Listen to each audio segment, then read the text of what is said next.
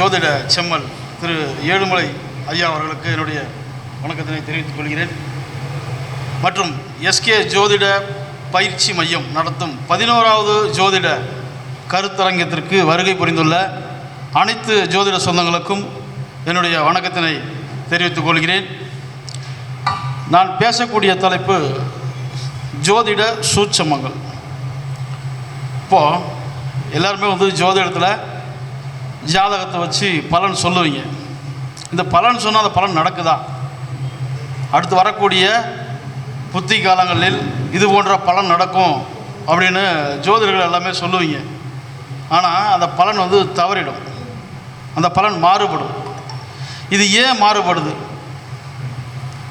எதனால் மாறுபடுது? இல்லை நீங்கள் சொல்லக்கூடிய பலன் எத்தனை ஜாதகத்துக்கு நடந்து இருக்குது, நடக்காமல் போகிறதுக்கு காரணம் என்ன? இதெல்லாம் ஆராய்ச்சி பண்ணும். அதில் தான் ஜோதிட சூட்சமும் அடங்கியுள்ளது. சரி, இதில் நம்ம சொல்ல போனால் ஒரு நாள் பத்தாது, ஒரு நாளும் பத்தாது, ஒரு மாதமும் பத்தாது. ஒரு 3 பாவத்தினுடைய சூட்சம் மட்டும் சொல்கிறேன். லக்னம், லக்னாதிபதி 6, 8, 12. பொதுவாக ஒரு ஜோதிடருக்கு பெயரையும் புகழையும் ஏற்படுத்தக்கூடிய பாவம் அப்படின்னு பார்த்தீங்கன்னா 6, 8, 12 தான். நீங்கள் நல்ல பலன் சொன்னீங்கன்னா அங்கே செல்லாது, எடுபடாது. நீங்கள் ஒரு அசுப பலன் சொல்லி பாருங்கள், சொன்னார் நடந்துருச்சு, ஆக்சிடெண்ட் ஆகுன்னு சொன்னார், விபத்து நடந்துருச்சு, ஹாஸ்பிட்டலில் போய் படுத்துக்கோன்னு சொன்னார், போய் படுத்துக்கிட்டேன், ஊர் விட்டு வெளியூருக்கு போயிடுவீங்கன்னு சொன்னார், அதுமாரி நான் கிளம்பிட்டேன். இதுதான் ஒரு ஜோதிடருக்கு பெயரையும் புகழையும் வாங்கி தரக்கூடிய அமைப்பு. அப்படின்னு பார்த்தீங்கன்னா 6, 8, 12 தான் ஒரு ஜோதிடருக்கு பெயர் புகழை ஏற்படுத்தக்கூடிய ஒரு பாவம். சரி, இதில் லக்னாதிபதி 6, 8, 12 அப்படி போய் அமைஞ்சிருச்சு அப்படின்னால் ஒரு ஜோதிடருடைய பலன் என்னவாக இருக்கும் அப்படின்னு நீங்கள் சொல்லுங்க பார்ப்போம். யாராவது ஒருத்தர் சொல்லுங்கள். லக்னாதிபதி 6, 8, 12 இருந்துட்டால் அந்த ஜாதகருக்கு என்ன பலன் சொல்லுவீங்க? எல்லா ஜோதிடருடைய பலனும் இதுவாகத்தான் இருக்கும். ஆனால் இதிலும் ஒரு சூட்சமும் இருக்கிறது. லக்னாதிபதி 6, 8, 12 மறைந்தால் அனைத்து ஜோதிடர்கள் சொல்லக்கூடிய பலன் அப்படின்னு பார்த்தீங்கன்னா ஜாதகர் இடமாற்றம் பண்ணணும், பிறந்த ஊரை விட்டு வெளியூர் போயிடணும். இதுதான் ஒரு ஜோதிடர்களுடைய பலனாக இருக்கும். இதில் சூட்சம விதி அப்படின்னு பார்த்தீங்கன்னா லக்னாதிபதி 6ஆம் இடத்தில் ஆட்சி பெறக்கூடிய அமைப்புள்ள லக்னம் அப்படின்னு பார்த்தீங்கன்னா ரிஷபம், விருச்சிகம். லக்னாதிபதி 6ஆம் இடத்தில் உச்சம் பெறக்கூடிய லக்னம் பார்த்தீங்கன்னா துலாம் லக்னம். லக்னாதிபதி 6ஆம் இடத்தில் நீச்சம் பெறக்கூடிய லக்னம் இருக்குங்களா? நீச்சமாகாது. எந்த லக்னத்துக்கும் லக்னாதிபதி 6ஆம் இடத்தில் நீச்சமாகாது, ஆனால் உச்சமாகும். அதே போல் லக்னாதிபதி 8ஆம் இடத்தில் உச்சம் பெறக்கூடியது தனுசு லக்னம். லக்னாதிபதி 12இல் நீசமாகக்கூடியது துலா லக்னம். சரி, இப்போ இதில் லக்னாதிபதி 6ஆம் இடத்துல ஆட்சி பெறுது. இப்போ இந்த 2 லக்னம் இருக்கு இல்லையா, ரிஷப லக்னம், விருச்சிக லக்னம். இந்த லக்னத்துக்கெல்லாம் லக்னாதிபதியாக எடுப்பீங்களா அல்லது 6 கூடையவரை எடுப்பீங்களா? எப்படி எடுத்து பலன் சொல்லுவீங்க?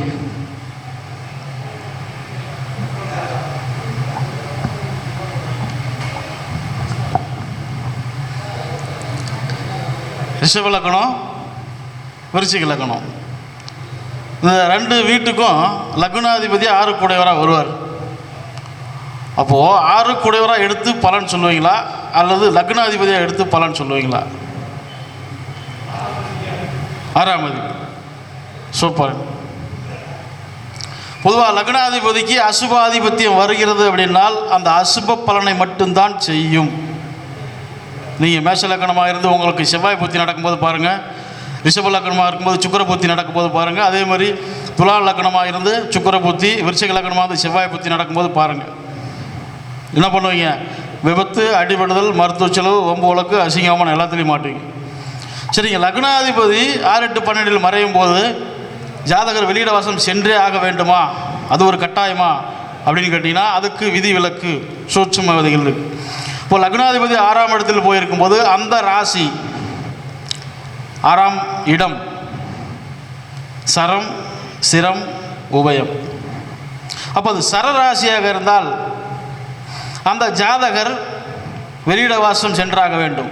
வெளியூர், வெளிதேசம், வெளிநாடு சென்றே ஆக வேண்டும். இப்போ சிரராசியாக இருந்தால் ஜாதகர் வெளியில் செல்ல வேண்டிய அவசியம் இல்லை. சொந்த ஊரிலேயே வாழ்க்கை நடத்தலாம். அப்படி வெளியில் சென்றாலும் திரும்பி தான் பிறந்த ஊருக்கு வந்து விடுவார். அதுபோல் உபயராசியாக இருந்தால் அருகில் உள்ள ஊர்களுக்கு சென்று அவர்களுடைய வாழ்க்கையை நடத்தி கொள்வார். அதுபோல் கடன் சுமை, நோயின் தாக்கம் இதெல்லாம் பார்த்தீங்கன்னா, அப்போ அந்த 6ஆம் இடம் என்பது சரராசியாக இருந்தால் கடன் நீண்ட நாள் இருந்து கொண்டே இருக்கும். சிரராசியாக இருந்தால் கடன் வாங்கிறதும் தெரியாது, கொடுக்கறதும் தெரியாது. உபயராசியாக இருந்தால் அவ்வப்போது கடன் வாங்குவார், கடன் கொடுத்துருவார். இதுபோல் பலன்களை கொடுக்கும். அடுத்து நோயின் தாக்கம். 6ஆம் இடம் நோயின் தாக்கம் தானே. இப்போ லக்னாதிபதி 6ஆம் இடத்தில் இருக்கும்போது அது சரராசியாக இருந்தால் நெடுநாள் வரை உடலில் ஒட்டிய ஒரு நோய் தாக்கம் இருந்துகிட்டே இருக்கும். அது சிரராசியாக இருந்தால் நோய் வர்றதும் தெரியாது, போகிறதும் தெரியாது. அந்த சிரராசிக்காரங்களுக்கு பார்த்தீங்கன்னா மாதக்கணக்கில் இருக்கும். ஒரு ஜுரம் வருது அப்படின்னா கூட, காய்ச்சல் வருதுன்னா கூட மாதக்கணக்கில் இருக்கும். அதுவே இந்த 6ஆம் இடம் சிரராசியாக இருந்தால் வந்துச்சுன்னா 3 நாள், 4 நாள், 1 வாரம், அவ்வளோதான். அதுபோல் உபயராசி அவ்வப்போது நோயின் தாக்கம் வரும், சரியாகும், திரும்ப வரும், திரும்ப சரியாகும். இது போன்ற அமைப்பை இந்த 6ஆம் இடத்துக்கு உண்டான பலன்களை நம்ம சொல்லலாம். அடுத்து 8ஆம் இடம். லக்னாதிபதி 8இல் ஆயுள் குறையுமா அப்படின்னு கேட்டிங்கன்னா கண்டிப்பாக ஆயுள் பங்கம் ஏற்படாது. லக்னாதிபதி 8இல் நின்றால் ஆயுள் பங்கம் ஏற்படாது. அப்போது 8ஆம் இடம் என்பது விபத்தை கொடுக்கலாம், மருத்துவ செலவை கொடுக்கலாம், வீண் வம்பு வழக்கை கொடுக்கலாம், உடல் உறுப்புகளை துண்டித்தல், அடுத்தது சிறைவாசம். சரி, இதெல்லாம் எவ்வளோ காலம்? இதற்கும் நீங்கள் சரம், சிரம், உபயம். அப்போ அந்த சரன்றது நீண்ட நாள். அப்போ சரராசியாக இருக்கும்போது ஒருத்தருக்கு விபத்து நடக்குது அப்படின்னால் உடல் உறுப்புகளை துண்டிப்பார்கள். சிரராசியாக இருந்தால் விபத்து நடந்துச்சுன்னா தப்பிச்சிருவான். இது உபயராசியாக இருந்தால் விபத்து நடந்து மருத்துவ செலவுகள் செய்து கொண்டு இருப்பார்கள். அதே போல் அந்த சிறைவாசம் அப்படின்றதும் 8ஆம் இடம் சரராசியாக வந்துச்சுன்னா நீண்ட நாள் சிறைவாசம் செல்ல வேண்டும்.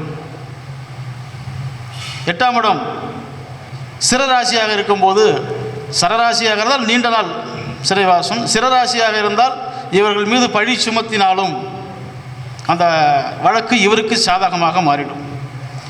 உபயராசியாக இருந்தால் அவ்வப்போது வழக்குகள் ஏற்பட்டு அவ்வப்போது கோர்ட்டு, கேஸ், போலீஸ் ஸ்டேஷன் போயிட்டு வந்துக்கிட்டே இருக்கணும். இது 8ஆம் இடத்தினுடைய பலன். 12ஆம் இடம். அடுத்து லக்னாதிபதி 12இல். லக்னாதிபதி 12இல் ஆட்சி பெறக்கூடிய லக்னம் பார்த்தீங்கன்னா கும்ப லக்னம் மட்டும்தான். வேறு எந்த லக்னத்துக்கும் இந்த அமைப்பு இல்லை. சரி, இந்த 12ஆம் இடம் என்பது நம்ம வெளியிட வாசத்தை சொல்லுவோம். இதற்கும் நீங்கள் சரம், சிரம், உபயம் எடுக்கலாம். அப்போ சரராசி அப்படின்னா நீண்ட தூர பயணம், வெளியிட வாசம், அதிகப்படியான விரை செலவுகள். அது சுப விரை செலவாக இருந்தாலும் சரி, அசுப விரை செலவாக இருந்தாலும் சரி, அதிகப்படியான செலவுகளை செய்வார்கள்.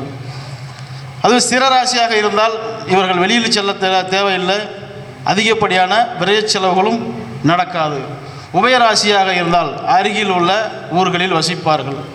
அவ்வப்போது இவர்களுக்கு விரை செலவுகள் ஏற்பட்டு கொண்டே இருக்கும். இது 6-8 12 சூட்சம விதிகள்.